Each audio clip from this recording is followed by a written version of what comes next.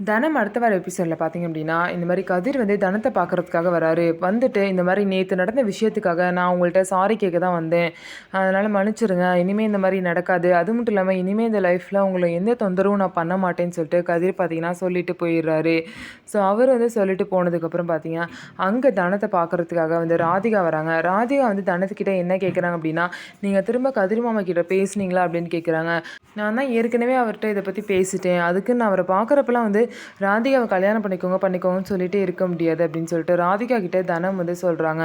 தனம் சொல்றதும் கரெக்ட் தான். ஒரு அளவுக்கு தான் ஒருத்தவங்கள்ட்ட வந்து ஃபோர்ஸ் பண்ண முடியும். அதுக்கு மேல பண்ணா லிமிட் வந்து தாண்டுற மாரி இருக்கும். அது மட்டும் இல்லாம கதிர் வந்து பார்த்தீங்கன்னா, தனத்த தான் காதலிக்கிறேன்னு சொல்லிட்டாரு.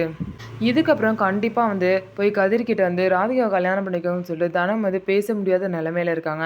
அது மட்டும் இல்லாம கதிர் தனத்த தான் லவ் பண்றேன் அப்படிங்கிற விஷயம் ராதிகாவுக்கு தெரிஞ்சா, அதுக்கப்புறம் ராதிகா வந்து என்ன ஆக போறாங்க அப்படின்னு சொல்லிட்டு நம்ம வெயிட் பண்ணி பார்ப்போம். தனம் வந்து கதிரோட காதலை ஏத்துக்கிறாங்களா அப்படிங்கிறதையும் நம்ம வெயிட் பண்ணி பார்க்கலாம். ஸோ நம்ம வீடியோ உங்களுக்கு பிடிச்சிருந்தா நம்ம வீடியோவை லைக் பண்ணிக்கோங்க. மறக்காம நம்மளோட சேனலை சப்ஸ்கிரைப் பண்ணிட்டு பாருங்க.